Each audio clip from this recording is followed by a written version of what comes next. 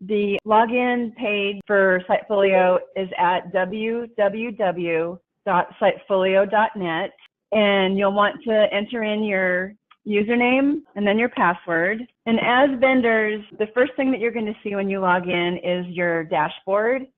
And the dashboard is where you're going to see anything that's been assigned to you from Five Below. And right now I'm logged in as Kinsey Davis from IDX. I see here that I have to enter in a date for when the millwork gets delivered, and then also I need to submit a quote. Before I go any further, I wanted to let you know that everyone should, the first time they log in, set your preferences, and the preferences are going to dictate how you're going to get notified when something is assigned to you. You're going to come over here to preferences, and if you've never logged in, your screen's going to look like this. Five Below recommends that you enable this option, and what this does is it sends you on a weekly basis an email with your task dashboard. So you can enable that and then choose your frequency here. What a lot of my clients do is they'll do it once a week, maybe on a Sunday or a Monday. They choose to put everything in one email, or you can have one email per task if you want. And then the real important one to enable is this task activity notification. And if you enable this, that's going to make sure that whenever anything is assigned to you from Five Below, you'll get a notification immediately. And then this one, if you enable this, it's going to send you an email every night for items that you are assigned that are overdue. So once you're done setting your preferences, just click the Save button. And again, you only need to do that once. The next thing I wanted to call attention is the home page. And to access the home page, you click Home here. On the home page, you're going to see things like your My Projects list, customer support.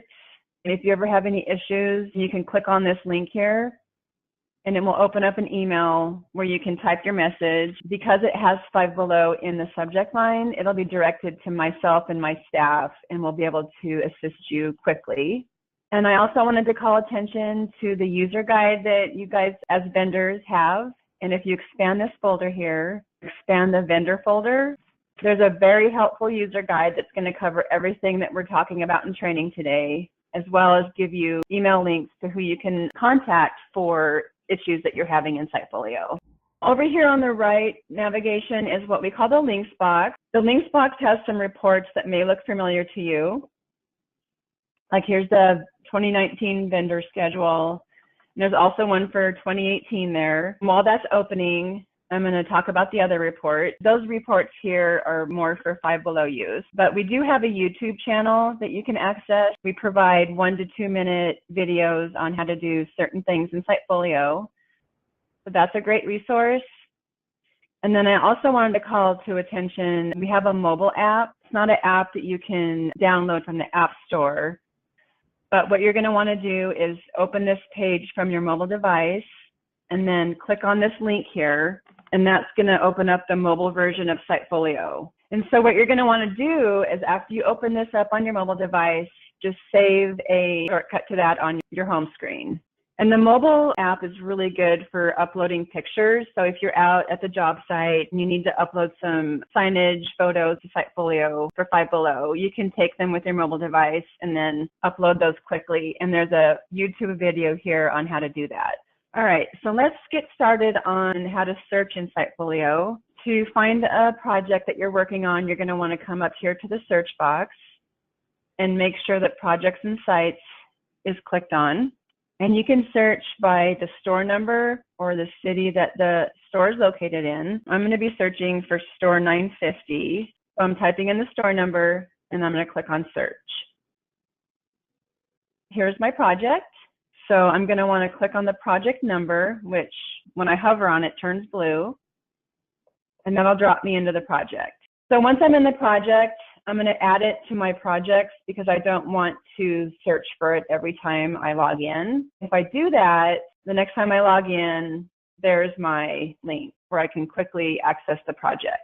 When you want to remove something from your My Projects, you just select Remove, and that takes it off your My Projects.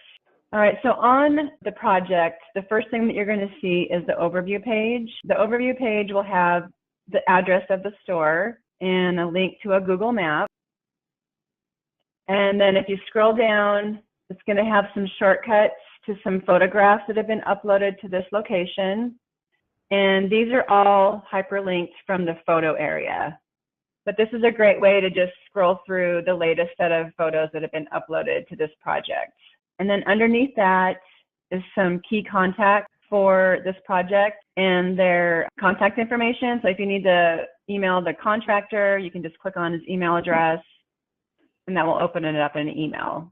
And then below that are some folder shortcuts that Five Below wanted to bring to the front so you wouldn't have to search for the folders. The next thing on the project is the team. And this is just a list of everybody that's interacting with this project. And Five Below organized them by these categories. So you have your owners first, your professional services, which are your architect, your contractor, your vendors, and then your landlord. So you're going to scroll down and see here's all the Five Below people. Here's the architect contact information, the general contractor, and then your vendors.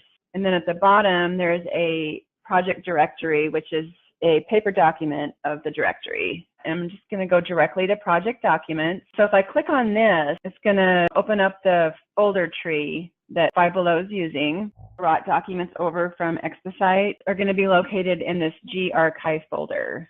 So if I expand this folder and then click the three dots here and expand all subfolders, you'll see all the documents that we brought over from Expedite for this project. The 2019 project documents are going to be uploaded here in this section. And so let's just kind of go over how to upload documents. There's a few different ways to upload to the folders here. First thing you want to do is click on the three dots, and then this menu comes up, and then you're going to select Upload Single File. And this is going to bring up a box where you can browse for your document and then save. Another way to upload is to drag and drop into the folder. So what you want to do there is just grab the document from your desktop and drop it on the folder when it turns yellow. And over here on the left, you're going to see a status bar that says that the upload is complete. If you are trying to upload to a folder that you don't have permission to upload, it's going to turn red like you see there. You can also drag and drop multiple files. So you can select your multiple documents, drag them, and then drop them. If you have several files that you need to upload, you can also put them in a zip file first, and you select Upload and Extract Compressed Archive. Let's move on to pictures. Pictures operate the same way. There's a couple different ways you can upload. To upload the traditional way, you're going to want to put all of your pictures into a zip file and then select Create Photo Slideshow. Browse for your zip photos, name your library, and then save. And that's going to extract all of your photographs into a slideshow, which you can then scroll through and add narratives to each photo if you want to. So here's our pictures. And if I click on the first thumbnail there, it's going to open our photographs, where you can then scroll through. Here's the section to add your narratives. And you can do them one by one like that, or you can come up to this edit button and select edit photos. And this will open up all the photographs with the text boxes next to them.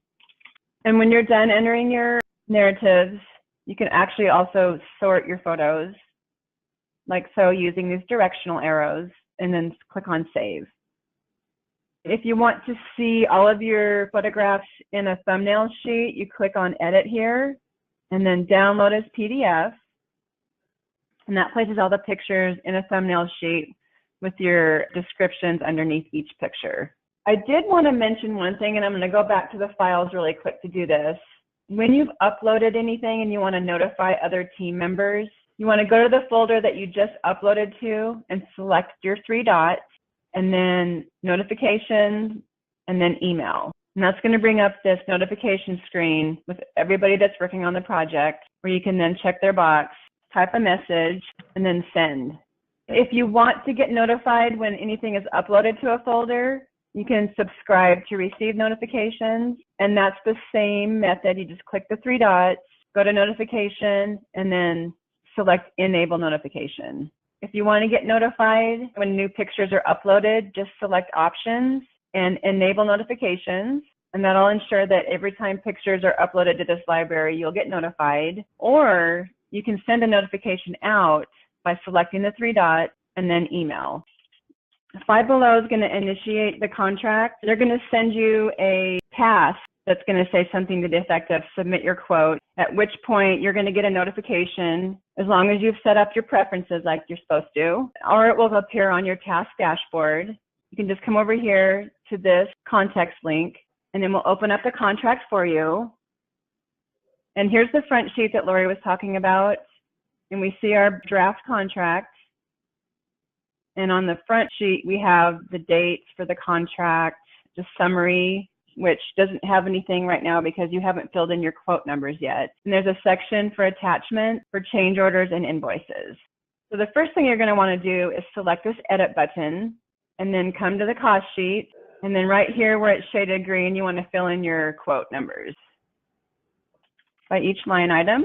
And when you're done, come back to the front sheet. And at this point, you're going to want to upload your required attachments, which are the vendor quantity sheet. And then the last thing is select the status from draft to propose. Click save in the lower right corner. So at this point, you'll see that the people are automatically checked that need to know about this quote. So you just need to select send. And at that point, Five Below will get the quote, and they can either approve this or send it back to you as a revise and resubmit if something's not correct. Once the quote is approved, then you can begin to process change orders and invoices. So if you're ready to submit an invoice for your contract, you're going to want to come to the $ and then contracts, and then click on the contract number to go into your contract. Just come down to the invoice section and select create, and then enter in your invoice number and your submitted date, and then click save to move on to the next step. And the next thing you're going to want to do is select the cost sheet. And then over here, you'll see in the work completed this period column is some green shaded fields. This is where you're going to want to enter in your dollar amounts that you're getting paid for. And this is over here is what we have left to bill for on those line items. And if you try to apply for payment on a line item that doesn't have any money in it, then it will turn red and it will not allow you to save the invoice. So you see here we have % complete and then balance to finish. And then the previous completed will be here. All right, and then you're going to want to come back to the front sheet, upload your backup for your invoice. And you can add a note if you'd like. And then the last thing you'll want to do is change the status from draft to proposed again. When you click save, a notification screen will come up that's going to be notifying Five Below that an invoice has been submitted, and then they'll take it from there. When your invoice has been approved, you'll get a notification back that your invoice has approved for payment. All right, so the process for change orders is pretty much the same. You're going to want to go to your contract, head to the change orders section, and then select create. Enter in your change order number, and then you're going to need to select a reason, and then the submitted date, and then click save to move to the next step. And then here you're going to want to enter your lump sum for your change, and then head to the cost sheet to allocate that $5,000. Here we have our allocation up here, and it tells us how much we have left to allocate. And once your allocation reads 0, then you can come to the front sheet, upload your backup for your change order, add a description, and then the last thing you want to do is change from draft to propose, and then save. And then here's our notification screen with people that are automatically checked. So just click send.